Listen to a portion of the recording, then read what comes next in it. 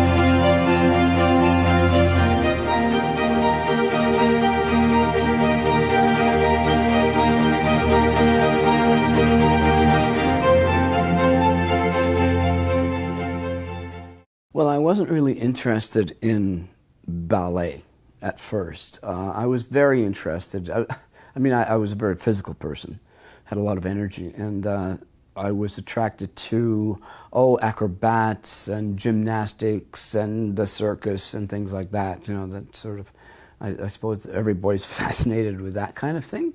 And so my mother thought, well, let's put him into sort of exercise in acrobat class and gymnastics and things like that, which she did. So my teacher, Eileen Morrison, thought, well, you know, in order to improve your acrobatics, take ballet. And my daughter, June, teaches ballet, so take some ballet and it'll make your acrobats better. So I did. But I didn't really like it. I didn't like it very much at all, you know, holding on to a wooden stick attached to a wall and doing a tendu for 18 counts. It wasn't my idea of fun or exercise.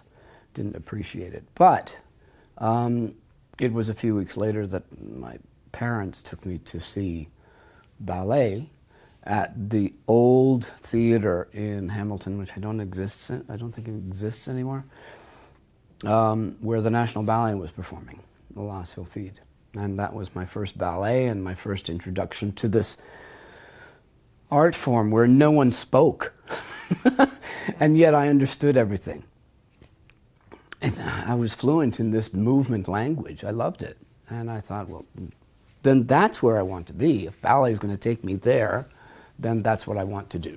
And so I was focusing then more on ballet.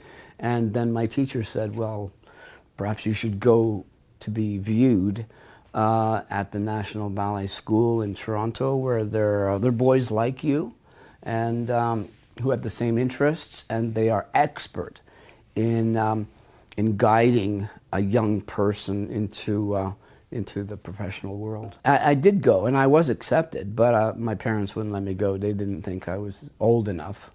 They wanted me to stay home. I tried again the next year, which again, yes, they would have taken me into the school. But again, my parents thought, no, let's one more year at home.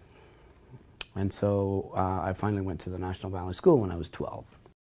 There were so many people there like me who needed to dance, who were dancing all the time. And I stayed in residence at 506 Jarvis.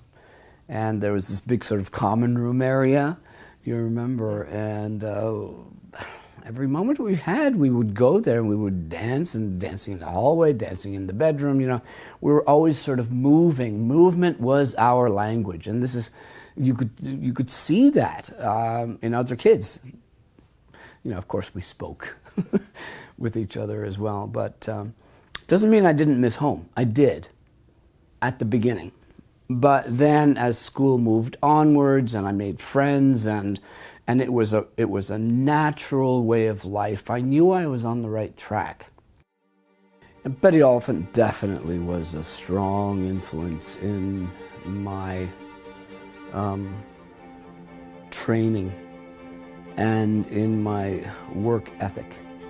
And in those days, I mean, it was okay to be really tough on kids and very hard on kids, and not necessarily, sensitive to their feelings. It was just necessary to do that to succeed and to be the best, which was great. And I remember being in classes, and Betty Oliphant would raise her voice to some of the girls and shoot out these corrections, which were very, hard and severe, leaving them oftentimes in tears. There'd be at least one per class that would, and one day Betty Oliphant got very frustrated, and I think she had like 3 girls crying in the class at the same time or something like that. And she said, "Why are you crying? You just have to be the best you can possibly be. Why can't you be more like Frank? He just laughs when I yell at him. Why can't you be like that?" Daniel Sellier was another strong influence. He was a male teacher. He was tough as well. And he often raised his voice to us, and got, again, with that same feeling that there was this urgency of getting the corrections to the student as fast as possible, because, I realized later, life is so short. The dancer's career, the dancer's life is so short, that if you don't get the information out fast, the child doesn't have enough time to absorb it and then, improve to the best of their ability. But yeah, he was tough as well. But it was that male influence. And he was still young enough that he could dance.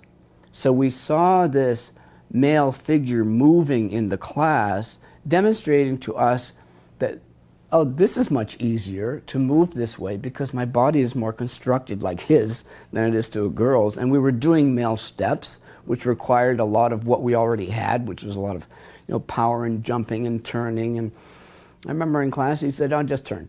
So just turn. So there was Robert de Rosier and I in class, and we were just turning and spinning and spinning and spinning and spinning. And I was doing 7 pirouettes. He was doing 8 or more. I don't know. We looked awful, but we were turning, and that was just to get us going and to get the head spots. So, and we were having a lot of fun in his class as well, because it was so exhausting, and yet gratifying at the same time. So he was another strong influence.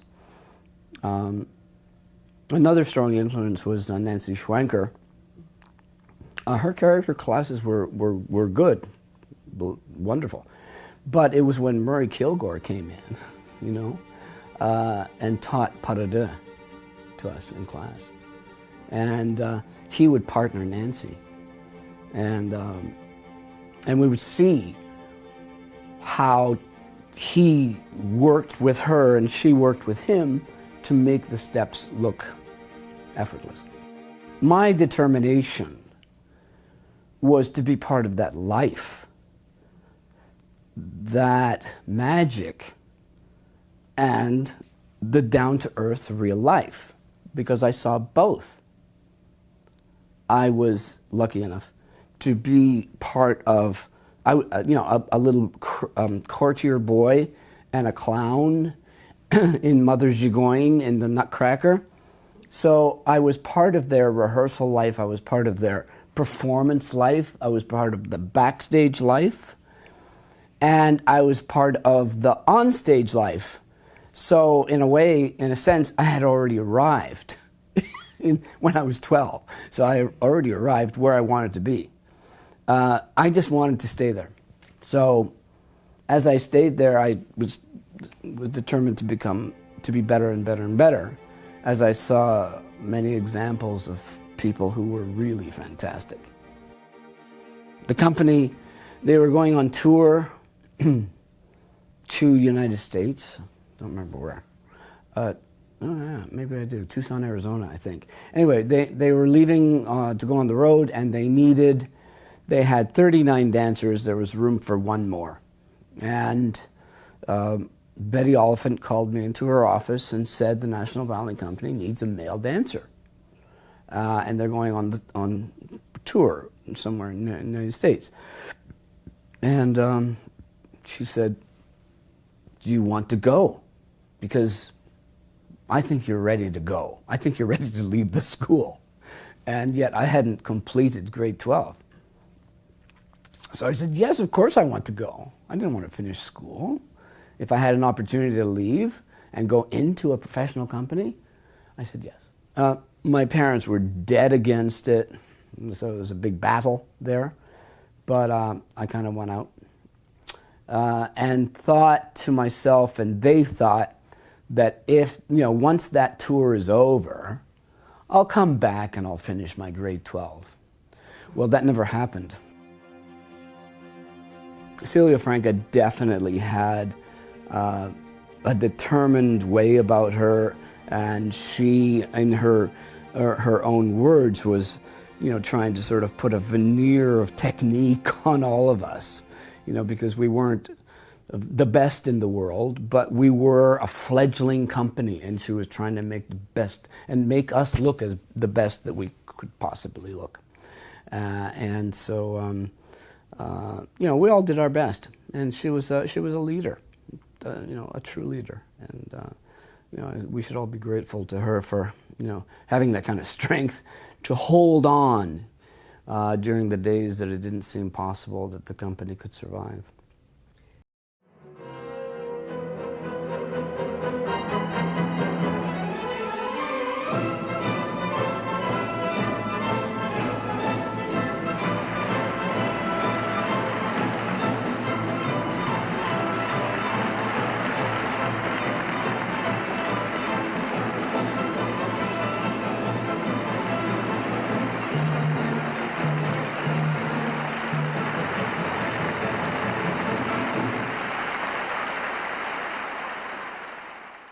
I really appreciated his recognizing me and making it known to the public around him. The way Rudolph taught or mentored was not by his voice. He didn't speak corrections. He didn't say, this is what you need to do to make this happen, to me anyway. But he did more by example. To give you an example, we were I don't know where, somewhere in the mid-States, and we were preparing to do the evening's performance. As usual, we had company class on stage, and then I had a small rehearsal after the class on stage. And then before the performance, I had a small rehearsal of the Sleeping Beauty's Prince, and I was practicing the solo and doing that manège, that famous manège at the end of that third act solo. And Rudolph Nureyev happened to be passing by in the wings, and I was doing something wrong with these chassé coupé jetés, consecutive chassé coupé jetés, and he saw that I wasn't getting it right, and that my circle around the stage, the manège, was getting smaller and smaller. I was turning into myself, and the only thing, then he came on stage and he stood in front of me, and he took his arm in his hand, And he said, like this, indicating that this was my leg.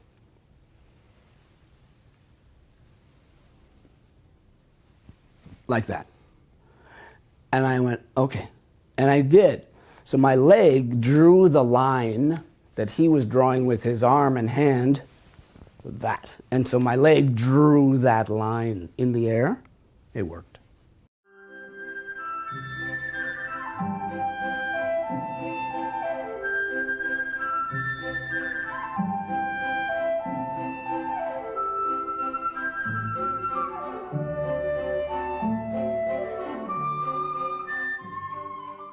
I think the reason why Cain and Augustyn worked was that we, first, I think because we liked each other, and we had similar, I think, sense of humor.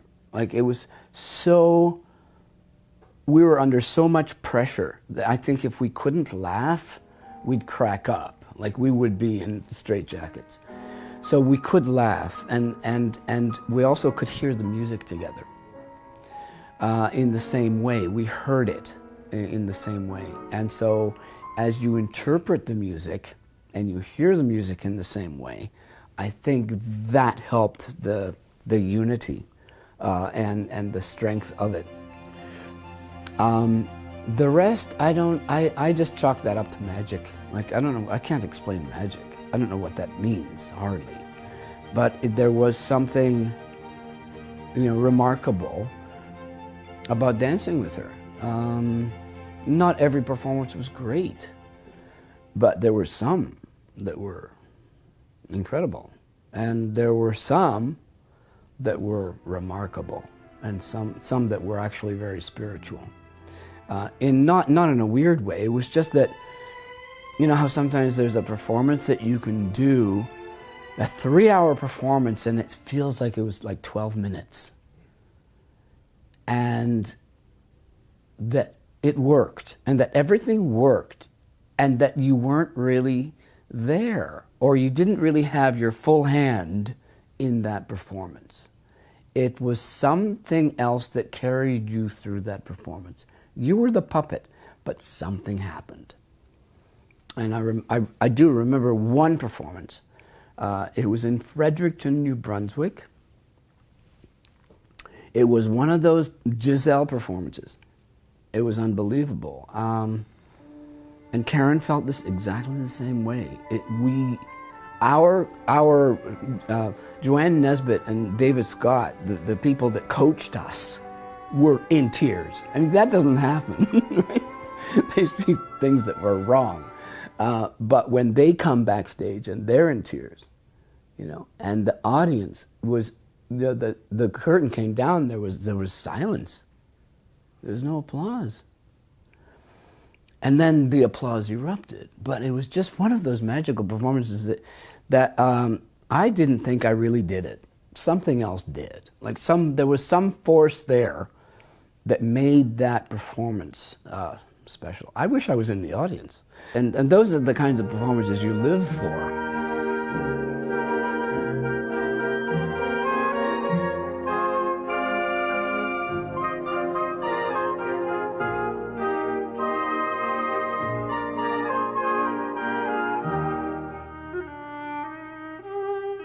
I think some roles that I really relate to or related to, they weren't really the romantic sort of, the prince roles, the Swan Lake or the Giselles.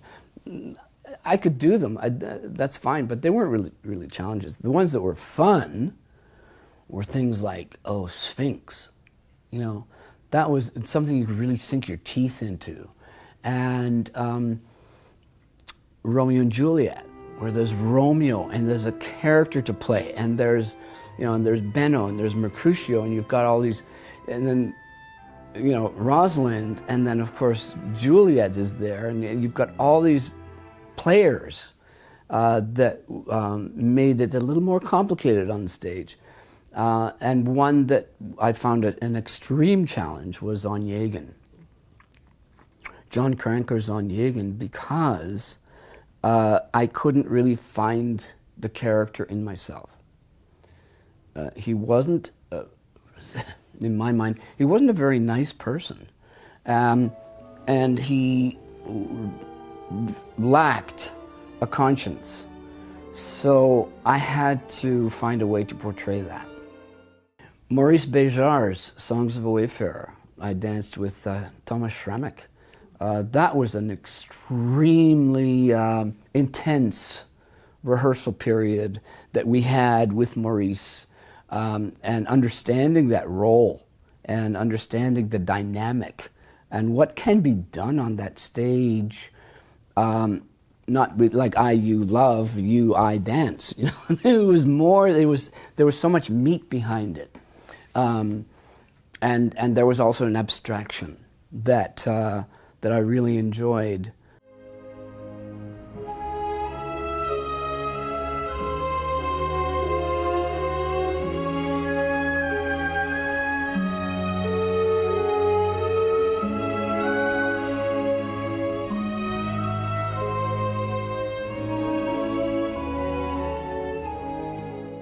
I think I came up to an ending of a phase of knowing nothing to getting to the point where you've learned so much and you want more and more and more, and you're wearing yourself out and down. That was the end of a phase. During that end of that phase, I was hungry to dance in more roles than what the National Ballet Company could offer me per year. And so I joined the Deutsche Berlin Oper in Berlin when there was still a wall, and Gert Reinholm was the artistic director. I danced with the Berlin Ballet Opera Company and with the National Ballet Company. So I was constantly flying back and forth. That was a 14-hour turnaround flight. So I would learn choreography in Toronto, fly to Berlin, learn choreography in Berlin, fly back to Toronto, perform what I had learned 3 weeks ago, then fly to Berlin and perform what I had keep going back and forth like that. And I realized my body I was killing myself, because flying depletes so much from you, and the fatigue level was extremely high, that I don't think my output was as good as high as it could have been. So I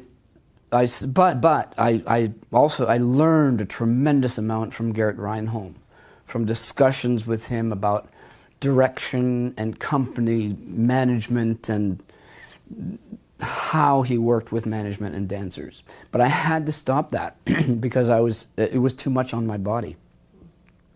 So I joined Boston Ballet and did the same type of thing, except Boston's a lot closer to Toronto than Berlin. And so I did that for a period of 4 years. And then I got to the point where I thought, you know, time to move on. I needed to take another step. So I took that step towards direction, towards directing a company and their dancers, and in North America, finding the dollars, not like they do in Europe where money is given to you by the government. North America, you have to find those dollars to help make a company perform and survive. So I did that in Ottawa. I was still dancing, and I was placing myself in repertoire that I knew I still looked good in, because I knew my body was getting older. So the works that I brought into the company suited me, because it was necessary that I perform for the company's survival. I also realized that I was spending 75% of my time behind a desk and 25% of my time in the studio and then performing. That was, you know, that was tough. It was also very risky to sit behind a desk and also say, oh, by the way, next week I'm going to be performing, so I better get my ass into class. You know, that was risky and not a good thing to do. I was also teaching company class, It was tough. It was hard, but it was also very gratifying, very satisfying. Here, Cabral, land, don't land. Am I dropping you? Yeah. Okay. Land, and then go. Land, that's it. I realized that I had skill in teaching, all during this time. And I was teaching company class, and I was teaching at other locations and schools as guest teacher and things like that. I had an affinity for it, so I continued doing that.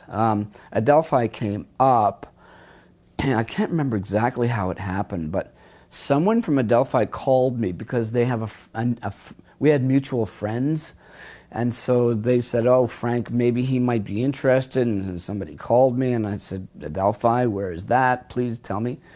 "Oh, we're a university, and it's, you know, we have a dance department. Would you be interested in coming and becoming the chair of the dance department?" So I said, "Let me think about it." I put the phone down, and I picked up the phone, and I called Grant Stratty and said, "Okay, Grant, so what's it like at a university?" I'd never been to a university. I've never worked at a university before. What's it like? So from Vancouver, he and I spoke on the phone about university life and what it could mean.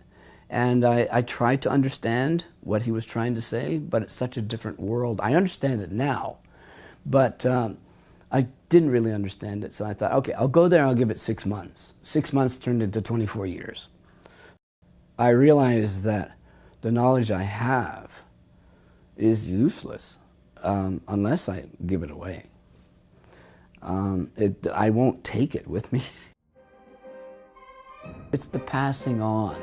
It's to give the torch to someone else and say, now take this and make it better. You know, because that's what we did